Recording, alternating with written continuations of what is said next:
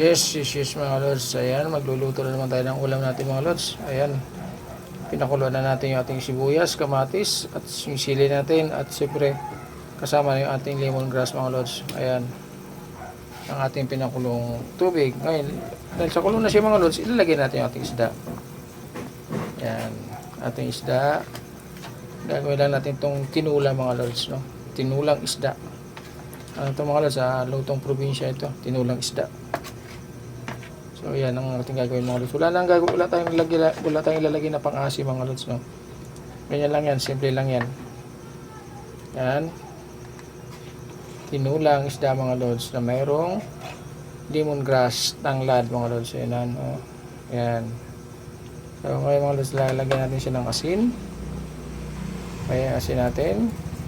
At timplahan na rin natin mga lods ng ating magic sarap.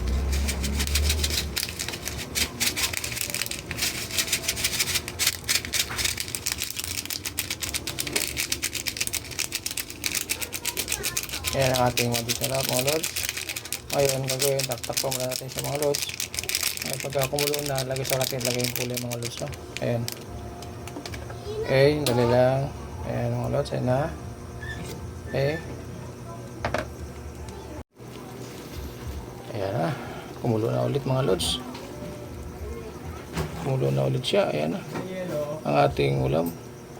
Ilagay naman natin mga lods yung ating pichay mga lods. Unahin lang muna natin paglagay mga lods yung ating pichay. Ayan, pichay natin. Okay. Lagyan natin yung pichay.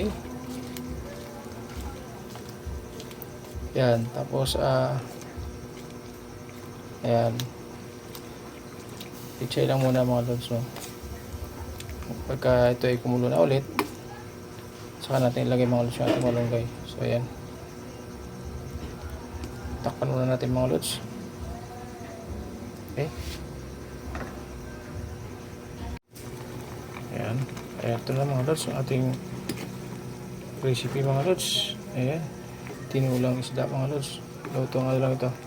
Ito mga lods, wala nang ano to, wala nang pang-asim ito. Hindi ito sinigang, yung tinula lang ito mga lods, no? Ayan, sibuyas, kamatis lang, tanlad, pichay, at yung ating isda mga lods, no? Ayan lang yun, no? Simpleng luto lang ito mga lods. Ayan. Ngayon mga lods, ilagay natin yung ating malunggay. Meron pa tayong malunggay dito mga lods. Ay ilalagay. Ito na yung natin mga lods na malunggay. So ito na. After nito mga lods, pagluto na ito ay pwede na. Ayan. Ayan. Itong ating luto mga lods, simple lamang ito mga lods, no? Lutong ano na to, lutong bahay lang. So takpan na natin mga lods. Ito na mga lods yung ating tikpan muna natin mga lods para ano natin, mahusgahan na natin mga lods na ating recipe for today mga lods, no? Ayan yung ating nagano na mga lods yung ating ano, yung ating lemongrass. Ayan. Ayan siya mga lods, oh. Ayan. Okay. So tikman na natin mga lods para ito ay atin ng mahusgahan ang ating recipe for today. Ayan mga lods, tikman muna natin.